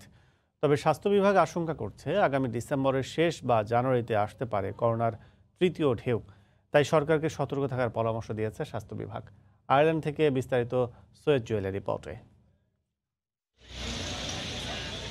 করোনার মেঘ কাটেনি, মাঝে মাঝে একটু আলোর দেখা পেলেও আবারও ঘন কালো মেঘে থমকে যায় স্বাভাবিক জীবনে চলার গতি। প্রায় 6 সপ্তাহ লকডাউন শেষে আগামী 1 ডিসেম্বর থেকে কিছুটা শিথিল আকারে 3য় ধাপের নিয়মের আওতায় আসার ঘোষণা দিল আইরিশ সরকার। এতদিন এক পরিবার আরেক পরিবারের বাড়িতে প্রবেশে নিষেধাজ্ঞা ছিল। এবার 3য় ধাপে শুধু একটি পরিবারই আর একটি পরিবারের বাড়িতে যেতে পারবে। রেস্তোরাঁগুলো খুললেও রয়েছে কঠিন কিছু নিয়ম। লকডাউন শিথিল হলেও স্বাস্থ্য বিভাগের রয়েছে কড়া হুঁশিয়ারি। ডিসেম্বরের শেষ বা জানুয়ারিতে আবারও ভয়াবহভাবে ছবল দিতে পারে করোনা। তাই স্বস্তি দিতে নেই প্রবাসী বাংলাদেশিরাও। লকডাউন শিথিল মানে জীবন স্বাভাবিক হওয়া নয়। তাই সামনের বড়দিন ও তীব্র শীতে বাড়তি যত্ন নেওয়ার পরামর্শ তাদের। আসছে ক্রিসমাস এবং ক্রিসমাসের যে উৎসব ঘটবে শপিংয়ের, সেই সাথে এবং কনকনে শীত এখানে বিরাজ করবে, সেই জিনিসটা আমরা মাথায় রেখে আমরা যাতে করোনা ভাইরাস থেকে আরও মুক্ত থাকতে পারি সে ব্যাপারে আমরা সবাই সচেতনতা অবলম্বন করব। এদিকে আগামী 18 ডিসেম্বর থেকে নিজ কাউন্টি থেকে অন্য কাউন্টিতেও ভ্রমণ করা যাবে বলে জানিয়েছে আইরিশ সরকার। মেঘলা আকাশের মলিন এই রূপের সাথেই এখন আমাদের বসবাস। লকডাউনে ঘরে থেকে থেকে মানসিক স্বাস্থ্য এখন হুমকির মুখে। পুরো মানবজাতি এখন অপেক্ষায় রয়েছে করোনাবিহীন নতুন এক ঝকঝকে রোদ ও পূর্ণ এক জ্যোৎস্না দেখার। আয়ারল্যান্ড থেকে সৈয়দ জুয়েল, সময় সংবাদ। 2021 সালের 1 জানুয়ারি থেকে ষাটোর্ধ্ব স্নাতক ডিগ্রিবিহীন প্রবাসী শ্রমিকদের আকামা আর নবায়ন না করার সিদ্ধান্ত নিয়েছে কুয়েত। এতে বিপাকে পড়েছেন প্রায় 96,000 বয়স্ক প্রবাসী শ্রমিক। কুয়েত প্রতিনিধি শরীফ মোহাম্মদ মিজানের রহমানের তথ্য ছবিতে রিপোর্ট। স্নাতক ডিগ্রিবিহীন ষাটোর্ধ্ব প্রবাসী শ্রমিকদের আকামা নবায়ন বাতিলের ঘোষণা আগিয়ে দিয়েছিল কুয়েতের আবাসন বিষয়ক মন্ত্রণালয়। সিদ্ধান্ত পরিবর্তন হতে পারে এমন আশা দেখেছিলেন প্রবাসী শ্রমিকরা। তবে এবার নিজেদের সিদ্ধান্তের বিষয়ে অনড় অবস্থানের কথা জানিয়েছে কুয়েত কর্তৃপক্ষ। ফলে বাংলাদেশ সহ অন্যান্য দেশের প্রায় 96,000 স্নাতক ডিগ্রিবিহীন শ্রমিককে দেশে ফিরতে হবে। এ সিদ্ধান্ত কার্যকর হলে নিজেদের হাতে গড়ে তোলা ব্যবসা প্রতিষ্ঠান ছেড়ে দিতে হবে প্রবাসীদের, আর এতে ক্ষতিগ্রস্ত হবেন বহু প্রবাসী। নেতিবাচক প্রভাব পড়বে রেমিটেন্স প্রবাহে। যাদের পাসপোর্টের বয়স 60 বছর হয়েছে এদের আকামা নবায়ন হবে না, এদেরকে দেশে পাঠিয়ে দেওয়া হবে। এতে করে এদেরকে যদি বাংলাদেশে পাঠিয়ে দেওয়া হয় তাহলে আমাদের বাংলাদেশের রেমিটেন্স কমে যাবে এবং আমাদের অর্থনৈতিকভাবে আমরা পিছিয়ে পড়ে যাব। আকামার যদি নবায়ন না করে তাহলে আমাদের ছোটখাটো ব্যবসায়ী যারা আছে তারা আমাদের অনেক ক্ষতিগ্রস্ত আমরা হতে হবে। এ অবস্থায় শ্রমিকদের বয়সসীমা যেন শিথিল করা হয় সেজন্য বাংলাদেশ সরকার এবং দূতাবাসকে উদ্যোগ নেওয়ার আহ্বান প্রবাসীদের। সময় সংবাদ, কুয়েত। নাটোরে চলতি আমন মৌসুমে সব ধরনের ধানের দাম মন প্রতি কমেছে 20 থেকে 50 টাকা। এই মুহূর্তে জেলার তোবারিয়া ধানের হাটে আছেন সহকর্মী মাহফুজ আল মামুন। সরাসরি চলে যাচ্ছে তার কাছে। মাহফুজ, ধানগুলো কাটা শুরু হয়েছে, তবে ধান হাট বাজারে বাড়লেও ধানের দাম কিন্তু কমতে শুরু করেছে। গত এক সপ্তাহের ব্যবধানে নাটোর জেলার সব ধরনের ধান 50 থেকে 70 টাকা পর্যন্ত কমে এসেছে। এতে কৃষকরা বড় ধরনের ক্ষতিগ্রস্ত হয়েছে। কাজল, আমি যে বিষয়টি যদি বলতে চাই, নাটোরে চলতি বছর 67,785 হেক্টর রোপা আমন মৌসুমের ধান কাটা হয়েছে, ধান উৎপাদন হয়েছে। এর মধ্যে এখন পর্যন্ত 45,826 হেক্টর জমির ধান কাটা হয়েছে। যেই ধান উৎপাদন হয়েছে 1,49,841 মেট্রিক টন। মূল কথা যেটা, নাটোর জেলা এখন পর্যন্ত 63% ধান কাটা হয়েছে। এর মধ্যে হাইব্রিড, উফসি, স্বর্ণা, কাটারি স্বর্ণা, বিনা সেমেন্ট জাতের ধানগুলো বেশি কাটা হয়েছে। তবে কাজল, যে বিষয়টি বলতে চাই যে ইরিবোরো মৌসুমের যে ধানগুলো উৎপাদন হয়, এখানে 28 থেকে 30 মণ পর্যন্ত ইরিবোরো মৌসুমের ধানগুলো উৎপাদন হয়ে থাকে। তবে এখন যে ধানটা উৎপাদন হচ্ছে সেটা তার এই আমন মৌসুমের ধান 10 থেকে 12 মণ ওজনের কম হয়ে থাকে। এর প্রেক্ষিতে যে বিষয়টা কৃষকদের যে উৎপাদন খরচ সেটা কমে আসে। আমি যদি একজন কৃষকের সঙ্গে কথা বলি, তিনি জানাবেন যে কি পরিমাণ ধানের দাম কমছে আর বাজার কি অবস্থা। গত হাটে ছিল 1400-1500 টাকা, এবার 1200-1100-1200 নেমে আসছে ধান। কারণটা কি মনে করছেন? কারণ এখন ওটা তো আমরা জানি না, সরকার ধান কবে কিনবে ওটাও তো আমরা জানি না, কিন্তু কমে আসলে যে আমারই যে লস হয় এটা তো সরকার জানে না। কম কেন হলো এটা আমরা বুঝতে পারতেছি না কেন কম হলো। কৃষকের কাছ থেকে আপনি যেটি শুনছিলেন যে গত হাটের থেকে এই হাটের পার্থক্য, ধানের দামগুলো প্রতিদিনই কিন্তু ধানের দাম কমতে আছে। বিশেষ করে নাটোর খাদ্য গোদাম, যেটা 3,000 মেট্রিক টন ধান, 3,500 মেট্রিক টন ধান ও প্রায় 8,000 মেট্রিক টন চাল কেনার যে ঘোষণা দিয়ে হয়েছিল, সেই চাল এবং ধান কোনোটা কেনা কিন্তু এখনও শুরু হয়নি। মিলাররা কিন্তু এখনও নাটোর খাদ্য গুদামের সাথে চুক্তিবদ্ধ হয়নি। তবে জেলা খাদ্য নিয়ন্ত্রক যেটুকু বলেছেন, 4 জন মিলারের সাথে তাদের কথা হয়েছে, তাদের চুক্তিবদ্ধ দ্রুতই হবে বলে তারা দাবি করছেন। তবে এখন পর্যন্ত কিন্তু সেই চুক্তিবদ্ধ বা সেই কোনো কিছু আমরা কিন্তু দেখতে পাইনি। বিশেষ করে কৃষকদের সাথে কথা বলেছি, তারা কৃষকরা যেটা দাবি করছে, ধান ওঠার পরে মিলারদের একটি সিন্ডিকেট হয়ে থাকে, সেই সিন্ডিকেটের কারণে কিন্তু দামগুলো কমে যায় বা কমানোর চেষ্টা করা হয়। এই তাদের উৎপাদিত ধান বারবার মিলারদের কাছেই মিলারদের লাভ ভোগ করে। এছাড়া যে বিষয় পরিস্থিতি সৃষ্টি হয় এখন পর্যন্ত কৃষকদের যে দাবি বাজার মনিটর করা এবং নিয়ন্ত্রণ করা, বাজার দেখানো, এই বিষয়টা কিন্তু কোনো সময় নজরদারি দেওয়া হয় না। কৃষকদের সাথে কথা বলেছি আমি, তারা বরাবরই বলছেন যে তাদের উৎপাদিত খরচ যে বিষয়গুলো সেটা কিন্তু উঠে না, তারা কিন্তু লোকসানের মধ্যে পড়ে। মজুতদার এবং মিলার এবং ব্যবসায়ীদের কাছে লাভের বড় অংশ যায়। আমি আরেকজন কৃষকের সাথে কথা বলার চেষ্টা করব। এবার উৎপাদন খরচ আপনাদের কেমন হয়েছে? উৎপাদন খরচের তুলনায় দামই বলতেছে না তো, একদম মানে উৎপাদন খরচ তো অনেক বেশি তুলনায়, পাইটের দাম প্লাস সার সব কিছু মিলে উৎপাদন খরচ অনেক বেশি, সেই তুলনায় ধানের দামই বলতেছে না, এই অবস্থা। স্থানীয় আরেকজন কৃষক যেটি বলছিলেন, তারা যে পরিমাণ উৎপাদন খরচ, শ্রমিক খরচ যে দিয়েছেন সেই অনুযায়ী তাদের সেই দাম কিন্তু উঠছে না, তাদের সেই ন্যায্য মূল্য প্রাপ্তির নিশ্চয়তা এখন হচ্ছে না। প্রতিবারই যে ধানগুলো তারা উঠেন তোলার পর বাজারে আসার আগে তাদের দামগুলো কমতে শুরু করে।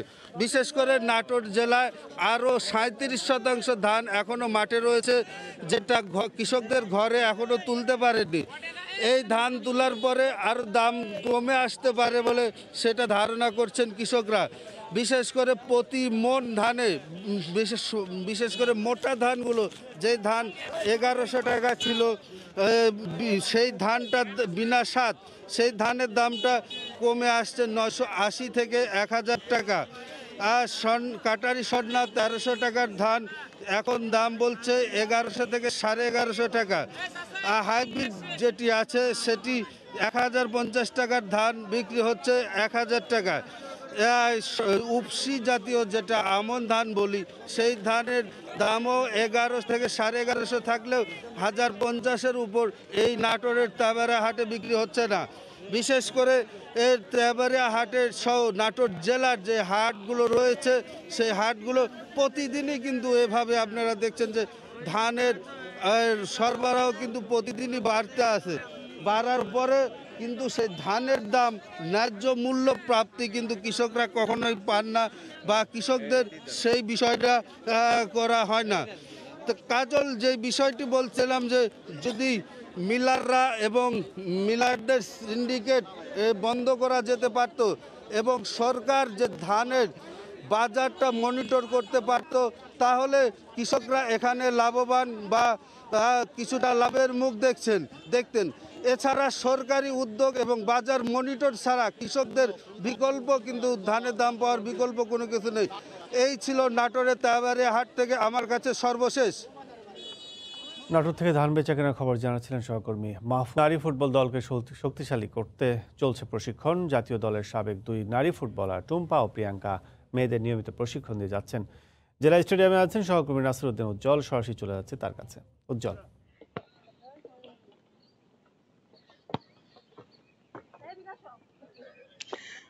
কাজল, এই মুন্সিগঞ্জে কিন্তু শিশির ভেজা মাঠেই আমরা দেখছি যে প্রমিলা ফুটবলাররা তারা ওয়ার্ম আপ শুরু করে দিয়েছে এবং এরপরে কিন্তু তাদের অনুশীলন চলছে। এবং এখানে এই প্রমিলা ফুটবলারদের সংখ্যা কম হলেও কিন্তু আস্তে আস্তে বাড়তে শুরু করেছে এবং এই মফস্বল শহর মুন্সিগঞ্জের বিভিন্ন প্রান্ত থেকে কিন্তু তারা আসছে এবং তারা এই যে পায়ে ফুটবল নিয়ে যে এই মাঠ দৌড়াচ্ছে এবং ফুটবলের নানা রকম কলা কৌশল তারা শিখছে।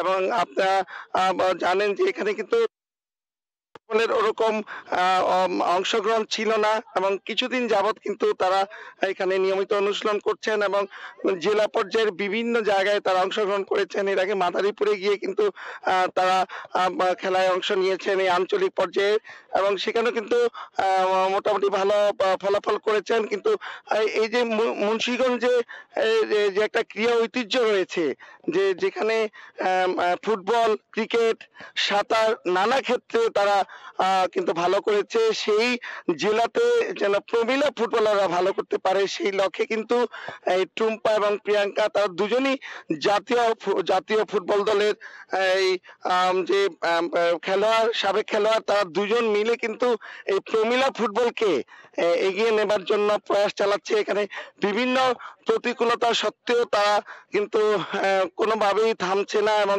সে কারণে কিন্তু এই সংখ্যা বেড়ে যাচ্ছে। এবং এই সম্পর্কে আমরা এখানে যারা প্রশিক্ষণ নিতে আসছে, নানা বয়সী রয়েছে,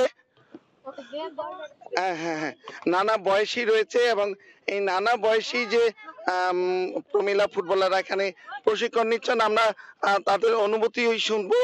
আমরা জানতে চাইবো যে তুমি তো এখানে প্রশিক্ষণ নিচ্ছ, তোমার স্বপ্ন কি? আমার স্বপ্ন আমি একজন ভালো খেলোয়াড় হবো, ন্যাশনালে খেলবো। আমি চাই মুন্সিগঞ্জ জেলার মধ্যে একটা মহিলা টিম, ফুটবল টিম হোক। আমি সবার বাংলাদেশের মুখ উজ্জ্বল করবো ফুটবল খেলে। বাংলাদেশে মহিলা টিমের মধ্যে বাংলাদেশে ফুটবল মহিলা টিম হোক। আমি চাই মুন্সিগঞ্জ জেলার মধ্যে হোক মহিলা ফুটবল টিম। আমিও চাই আমিও খেলবো, আমার ইচ্ছা আছে। ধন্যবাদ। আমরা এক খুদে নারী ফুটবলারের সঙ্গে কথা বলছিলাম, তো তার স্বপ্নের কথা তিনি জানালেন। আমরা যে উদ্যম দেখছি এই নারী খুদে ফুটবলারদের মধ্যে, যে তারা জাতীয় দলে খেলবার যে প্রত্যাশা রাখেন, এবং তাদের যে দুই প্রশিক্ষক রয়েছেন তারা জাতীয় দলে খেলেছেন, এবং তা বিশ্বাস করেন যে তারা জাতীয় দলে খেলবেন। এবং অনেকে আমাদের কিন্তু বলেছেন যে জাতীয় দলে খেলার পাশাপাশি কিভাবে বাংলাদেশকে বিশ্বের বুকে একটা নারী ফুটবলকে সম্মানের আসনে দাঁড় করানো যায়, সেই প্রয়াস কিন্তু চলছে। এবং এখানে যে জেলা ক্রীড়া সংস্থা এবং জেলা ফুটবল অ্যাসোসিয়েশন রয়েছে, এছাড়া বিভিন্ন যে ক্রীড়া সংগঠক রয়েছে, তারা কিন্তু এসব ক্ষেত্রে কিন্তু ভালো ভূমিকা রাখছে। এবং সে কারণেই তারা এই নারী ফুটবলে যে অগ্রযাত্রা সেটি এগিয়ে চলেছে, এবং জেলার টিম তৈরি করা গিয়েছে, এবং যে টিম বিভিন্ন জেলায় গিয়ে তারা তাদের ক্রীড়া নৈপুণ্য প্রদর্শন করছে। আমরা যে বলতে চাই, মুন্সিগঞ্জে কিন্তু নারী অগ্রযাত্রা অনেক আগে সরোজিনী নাইডুর মতো গুণী নারীর জন্ম হয়েছে, কিন্তু সেক্ষেত্রে ক্রীড়া যে নারীদের অগ্রযাত্রা সেটি দীর্ঘদিন একটা গ্যাপ ছিল। এই গ্যাপটাকে পূরণ করবার জন্য কিন্তু নানা প্রয়াস শুরু হয়েছে। এবং আমাদের যে স্টেডিয়ামে আমরা এই অনুশীলন দেখতে পাচ্ছি, সেই অনুশীলন কিন্তু এই মাঠটি দীর্ঘদিন অকেজো ছিল, এবং নতুন করে কিন্তু এটিকে সংস্কার করা হয়েছে, মাঠের কাজ, স্টেডিয়াম। এবং এরপরে কিন্তু এই খেলাধুলা একটা জোয়ার এখানে এসছে। এবং আমরা যে স্টেডিয়ামে আছি, এটা কিন্তু দীর্ঘ সময় বড় মাঠ হিসাবে পরিচিত ছিল, এবং তখন এখানে কিন্তু ফুটবলার সহ ক্রিকেটারদের নানা রকম এখানে অনুশীলন সকাল বিকাল ছিল, সেটি মাঝখানে ব্যাপকভাবে বাধাগ্রস্ত হয়েছিল। কিন্তু সেই পরিস্থিতির পাশাপাশি যে এখানকার ক্রীড়াকে আরো অগ্রগতি করবার যে জন্য এই নারী ফুটবলাররা বলছিলেন যে তাদের উচ্চতর প্রশিক্ষণের ব্যবস্থা করা, এবং দক্ষ প্রশিক্ষক দিয়ে যদি তারা এই অনুশীলনটি করতে পারতেন, তাহলে হয়তো তাদের এই স্বপ্ন আরো এগিয়ে যেত। এবং দীর্ঘদিন ধরে স্কুল বন্ধ থাকবার কারণে কিন্তু অনেক স্কুলের ছাত্রীরা এই প্রশিক্ষণে আসেন, কিন্তু তাদের স্কুলের লেখাপড়ার পাশাপাশি প্রশিক্ষণ করতেন। আর এখন করোনার কারণে যে দীর্ঘ একটা গ্যাপ রয়ে গেছে, কিন্তু এখানে এসে কিন্তু তারা বলছেন ভালো লাগছে তাদের, এবং তারা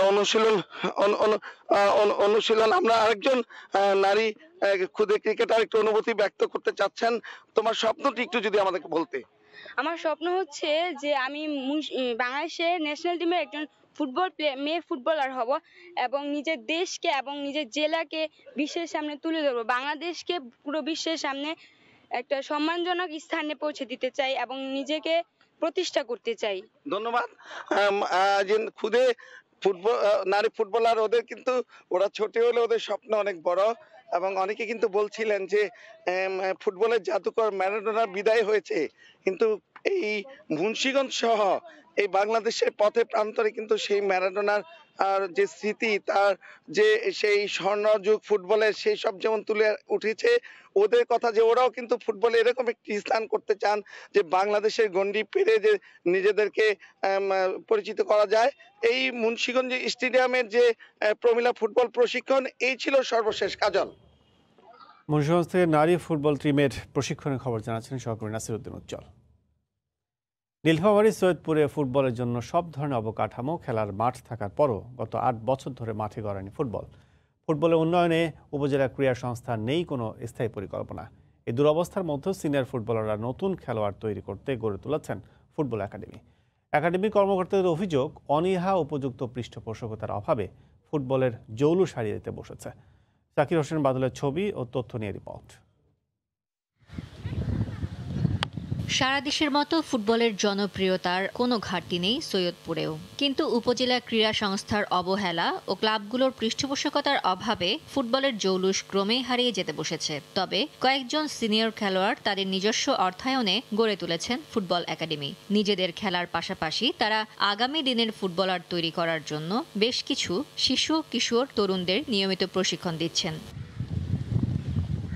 এখানে ফুটবল খেলার জন্য একটি মিনি স্টেডিয়াম সহ রয়েছে আরও 2-3টি মাঠ, কিন্তু অযত্ন অবহেলায় সেগুলো খেলার অনুপযোগী। ক্রীড়া সংস্থার কোনো পরিকল্পনা না থাকায় গত 8 বছর ধরে ফুটবল মাঠে গড়ায়নি। সৈয়দপুরে কোনো খেলাধুলার আয়োজন করা হয় না বিধায় আমাদের প্লেয়ারদের ফোকাস হয় না। মাঠ আছে কিন্তু পরিচর্যা বা এরকম কোনো নাই। মাঠের অবস্থা তো খুব বাজে অবস্থা এবং কোনো খেলার আয়োজনও করা হয় নাই। আমাদের সার্বিক সহযোগিতা কেউ এগিয়ে আসেনি। আমরা নিজস্ব আর্থিক সহযোগিতা খেলোয়াড়রাই আমরা বহন করছি। মাঠে খেলা না থাকায় নতুন খেলোয়াড় তৈরি হচ্ছে না বলে জানান এই সংগঠক। সৈয়দপুরে মাঠে খেলা না করায় বা আর্থিক সহযোগিতা বা অনুদান না পাই আমরা এই ক্লাবটাকে কতদিন ধরে রাখতে পারবো সেটা আমাদের জানা নাই। 2007 সালে গড়ে ওঠা এই ফুটবল একাডেমিতে বর্তমানে শতাধিক শিশু কিশোর তরুণ নিয়মিত প্রশিক্ষণ নিচ্ছে। সময় সংবাদ। ঢাকা প্রিমিয়ার লিগের খবর। ঢাকা প্রিমিয়ার লিগের নতুন মৌসুম শুরু না করে আগে সমাপ্ত মৌসুম সম্পন্ন করতে আগ্রহী বাংলাদেশ ক্রিকেট বোর্ড, জানিয়েছেন সিসিডিএম এর চেয়ারম্যান কাজী ইনাম আহমেদ। তবে আন্তর্জাতিক ব্যস্ততার কারণে জানুয়ারিতে ডিপিএল শুরুর সম্ভাবনা ক্ষীণ বলেও জানান তিনি। ঘরোয়া ক্রিকেটের সূচি বিভ্রাট ছিল নিয়মিত ঘটনা, তবে গেল কয়েক বছর ধরে নির্দিষ্ট একটা উইন্ডো বজায় রাখার চেষ্টা করে আসছে সিসিডিএম। প্রতি বছর জানুয়ারি ফেব্রুয়ারিতেই ঢাকা প্রিমিয়ার লিগ দিয়ে মৌসুম শুরুর পরিকল্পনা নীতি নির্ধারকদের। 2020 সালটা শুরুও হয়েছিল সেভাবে, কিন্তু ডিপিএল এর 1 রাউন্ড মাঠে গড়াতেই করোনার থাবায় বন্ধ হয়ে যায় খেলা। এরপর প্রেসিডেন্টস কাপ ও বঙ্গবন্ধু কাপ হলেও প্রিমিয়ার লিগ আলোর মুখ দেখেনি। বিসিবি পরিচালকরাও বিভিন্ন সময় প্রিমিয়ার লিগ নিয়ে দিয়েছেন নানা মত। এবার সিসিডিএম প্রধান নতুন মৌসুম সামনে রেখে ডিপিএল নিয়ে সিদ্ধান্তের আশ্বাস দিয়েছেন। Dhaka premier league is very important to not only the players but also to CCDM and also to the BCB. জানুয়ারিতে হবে নাকি হবে না আমি সেটা এখনো বলতে পারবো না, বিকজ জানুয়ারিতে কিন্তু এখন আমাদের আবার ইন্টারন্যাশনাল একটা সিরিজও আছে। যদি 1 বছরও দরকার হয় বা 8 মাসের ব্যবধানে যদি 2টা সিঙ্গেল লিগ করা যায় সেরকম বিবেচনা কিন্তু আমরা করতে পারি, যাতে খেলার হয়তো বা টোটাল নাম্বারস কমে যাবে। আমাদের ইচ্ছা আছে যেহেতু একটা সিজন শুরু হয়েছে, একটা ম্যাচ কিন্তু হয়েছে, সেটাকেই কন্টিনিউ করে আগে শেষ করা।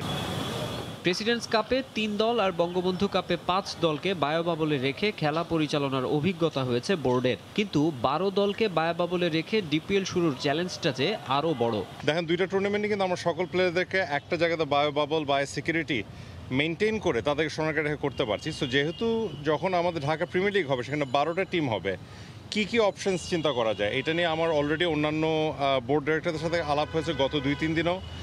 বোর্ড প্রেসিডেন্টের সাথে কথা হয়েছে। যদি আমরা ক্লাবদেরকেও সেই রেসপন্সিবিলিটি নিয়ে আমরা যদি একটা এনভায়রনমেন্ট ক্রিয়েট করতে পারি that might not be as secure as the viable we be able to create, আমাদের অপশনগুলো দেখতে হবে। এরই মধ্যে ঢাকা এবং ঢাকার বাইরের বেশ কিছু ভেন্যুর সুবিধা অসুবিধাগুলো নিয়ে যাচাই বাছাই করেছে সিসিডিএম। মাকসুম আলম খান, সময় সংবাদ, ঢাকা। রঞ্জি নারী ফুটবল দলকে শক্তিশালী করতে চলছে প্রশিক্ষণ। জাতীয় দলের সাবেক 2 নারী ফুটবলার টুম্পা ও প্রিয়াঙ্কা মেয়েদের নিয়মিত প্রশিক্ষণ দিয়ে যাচ্ছেন। জেলা স্টেডিয়ামে আছেন সহকর্মী নাসিরউদ্দিন উজ্জ্বল। আবারও সরাসরি চলে যাচ্ছে তার কাছে। উজ্জ্বল। কাজল, এভাবেই কিন্তু নারী ফুটবলাররা এই যে শিশির ভেজা মাঠে তারা কিন্তু এই ফুটবল পায়ে নিয়ে ঘাম ঝরাচ্ছে, এবং এই যে তারা সকাল ভোর 7টা থেকে শুরু করে এটি কিন্তু চলমান থাকে 9টা পর্যন্ত, এবং তাদের যে এই ফুটবলে ঘাম ঝরানোর চেষ্টা সেটা হচ্ছে পুরোটাই যে নিজেদেরকে দক্ষ করে গড়ে তোলা, এবং এই বিষয়ে যে প্রশিক্ষকরা তাদের নানা রকম টিপস দিচ্ছেন, এবং আমরা দেখছি যে একের পর এক যে প্রথমেই তারা দৌড়ে নিজেদেরকে ফিটনেস তৈরি করা, ওয়ার্ম আপ শেষ শেষ করে কিন্তু তারা আবার তাদের বিভিন্ন কৌশলে বল নিয়ে অনুশীলন করছেন এবং এই যে অনুশীলন এটি কিন্তু করোনার কারণে দীর্ঘ একটা সময় গ্যাপ ছিল। গ্যাপ থাকার পরে গত কয়েক সপ্তাহ ধরে যে তারা এই অনুশীলনটি করেছেন এবং প্রশিক্ষক আমাদেরকে বলছেন যে তাদের পারফরমেন্স অনেক বেড়ে গেছে এবং এটি ধরে রাখা গেলে এবং এখানে যদি দক্ষ কোচ নিয়োগ দেওয়া যায় কিন্তু মুন্সিগঞ্জ একটি ভালো প্রমিলা ফুটবল দল হতে পারে। এবং এই যে প্রশিক্ষণ চলছে এখানে কিন্তু কাজল বিভিন্ন বয়সী নারী ফুটবলার আছেন এবং তারা অনেকেই কিন্তু এই গ্রাম থেকে এসছেন। আমাদের দুজন নারী ফুটবলার বলছিলেন যে তাদের গ্রামে ফুটবলার সাইফুল ইসলাম খোকন জাতীয় দলে ফুটবল খেলতেন, সেটি দেখে কিন্তু তাদের স্বপ্ন ছিল যে বড় ফুটবলার হবেন, কিন্তু ওই গ্রাম থেকে যখন প্রশিক্ষণে আসেন তখন কিন্তু নানা রকম তাদের বাধা বিঘ্নের পরিস্থিতিতে পড়তে হয় এবং তারা বলছিলেন যে এই ওই গ্রামের যে দুজন নারী ফুটবলার আসেন প্রশিক্ষণ নিতে তাদের কিন্তু বিভিন্ন বাধার কথা। তো আমরা এখানে যে নারী ফুটবলার প্রশিক্ষণ দেন তাদেরকে সহায়তা করেন হচ্ছে আরেকজন ফুটবল প্রশিক্ষক সাবু। আমরা সাবুর কাছ থেকে প্রতিকূলতার বিষয়গুলো জানতে চাইব। মেয়েদের অনেক সমস্যা হয়, যেমন আমার মেয়েরা প্র্যাকটিসে মাঠে আসার পরে আমি জানতে পারলাম যে গজেরা আমাদের ইউনিয়ন গজেরাকান্দি মুন্সিগঞ্জের সদর উপজেলার গজেরাকান্দি, ওখান থেকে আমার দুইটা মেয়ে আসে প্রশিক্ষণ দেওয়ার জন্য। প্রশিক্ষণের জন্য আসে, ওইখানে কিন্তু আমাদের অনেক প্লেয়ার আসছে, যেমন সাইফুল ইসলাম খোকন ভাই, উনি বাড্ডাতে, আরামবাগে, আবাহনীতে খেলেছেন। ওনার মতো এলাকার একটা জায়গাতে মেয়েরা যখন খেলতে আসে ওইখানে অনেক কথা হয়। মেয়েরা বলছে ভাই আর আসবো না। কেন আসবো না? যে ভাই আমাদেরকে অনেক বলে আমরা নাকি মাঠে খেলতে যে অন্য কোথাও চলে যাই, নাকি মাঠে খেলবা কেন, ফুটবল খেলা মেয়েদের না, অনেক কথা বলে। এই জন্য কালকে ওর মাকে, ওর আব্বাকে, একটা মেয়ের নাম হচ্ছে মিম, আরেকজন হচ্ছে ফাতেমা, ওরা এবার মাদারীপুর যেয়ে আমার ডিস্ট্রিক্ট টিমে খেলে এসেছে। ওদেরকে অনেক বুঝিয়ে নিয়ে এসেছি যে আমরা যাব, ডিসি স্যারকে বলবো, এসপি স্যারকে বলবো এবং আমাদের যারা সাংবাদিক আছে উজ্জ্বল ভাইকেও বলবো যাতে আমার সাথে যে তোমাদের বাসায় সবার সাথে যে যাতে কথা বলে তোমাদেরকে মাঠে নিয়ে আসা যায়। তারপর ওদের গার্জিয়ানের সাথে কথা বলার পরে আজকে ওরা আসছে মাঠে এসে প্রশিক্ষণ দিচ্ছে। ওদের পারফরমেন্স কেমন? খুবই ভালো, খুবই ভালো। মেয়ে দুটোটাই খুবই ভালো, যে কারণে আমাদের আগ্রহ বেশি। যদি ওরা একটু প্র্যাকটিস করতে পারে আরও ভালো করবে। আশা করি মুন্সিগঞ্জ জেলায় আরও অনেক মেয়ে আসবে। আপনারা সবাই দোয়া করবেন মুন্সিগঞ্জ মেয়েরা যাতে আগামীতে ন্যাশনাল টিমে খেলতে পারে। ধন্যবাদ আপনাকে। তো আমরা নারী প্রশিক্ষক প্রিয়াঙ্কার সঙ্গে আমরা কথা বলবো। প্রিয়াঙ্কা কিন্তু এই ফুটবলের পাশাপাশি জাতীয় খোখো দলেও আছেন এবং প্রিয়াঙ্কা আপনার এই টিমের নারী যে ফুটবল টিম যে প্রশিক্ষণ দিচ্ছেন আপনি, সেটার অবস্থাটা একটু আমাদেরকে বলেন যে তাদের অগ্রগতি কেমন? আমরা যে প্র্যাকটিসটা করতেছি আগে অনেকটাই স্লো ছিল, মেয়েরা খুব অত একটা ভালো খেলতো না। আস্তে আস্তে যখন প্র্যাকটিসটা আমরা রানিংয়ে রাখতেছি বা কন্টিনিউ ওয়ার্ম আপ করতেছে, কন্টিনিউ প্র্যাকটিস করতেছে, আগের চেয়ে অনেকটাই উন্নত হয়েছে এখন, ঠিক আছে। আর এখন তো মেয়েরা খুবই আগ্রহী খেলার জন্য। ধন্যবাদ প্রিয়াঙ্কা। তো কাজল আব্দুল্লাহ, এই মুন্সিগঞ্জ যে স্টেডিয়াম, যেটা ঐতিহ্যবাহী স্টেডিয়াম, এই স্টেডিয়ামে যে প্রমিলা ফুটবলাররা যে প্রশিক্ষণ নিচ্ছেন সে সকাল থেকে এবং তাদের এই নিয়মিত প্রশিক্ষণ এটি কিন্তু এখানে আলোড়িত করছে। তারপরেও বিভিন্ন চ্যালেঞ্জ এখানে আছে, চ্যালেঞ্জ পেরিয়ে কিন্তু তারা এগিয়ে যাওয়ার চেষ্টা করছে। কারণ এখানে নওশের, নজরুল, অনেক স্বপন দাস, এদের মতো গুণী ফুটবলারের জন্ম হয়েছে কিন্তু এই মাঠ থেকে। এবং যে জাতীয় দলের সাবেক অধিনায়ক ক্রিকেটের যে গাজী আশরাফ, লিপু সহ অনেকের কিন্তু এই পুণ্যভূমি এই এলাকায়। তো আমরা এই প্রমিলা ফুটবলের এই ছিল সর্বশেষ। কাজল, মুন্সিগঞ্জ থেকে যোগ দিয়েছিলেন নাসিরউদ্দিন উজ্জ্বল। ভোরের সময় শীর্ষ সংবাদ জানিয়ে দিচ্ছে আরেকবার। করোনায় 30% পর্যন্ত বেড়েছে মাতৃমৃত্যু, বেড়েছে প্রসব পরবর্তী জটিলতাও। নবজাতক আক্রান্ত বাড়ায় সন্তান ধারণ থেকে বিরত থাকার পরামর্শ চিকিৎসকদের। যুক্তরাষ্ট্রে উদ্ভাবিত করোনা ভ্যাকসিন সরবরাহ শুরু। আকাশপথে শিকাগো থেকে গেল ব্রাসেলসে। -70°C সংরক্ষণে বড় চ্যালেঞ্জ। এবং দেশের সবচেয়ে বড় রেল সেতু নির্মাণযজ্ঞ শুরু হচ্ছে আজ। উন্মোচিত হবে রেল সংযোগের নতুন দিগন্ত, উদ্বোধন করবেন প্রধানমন্ত্রী।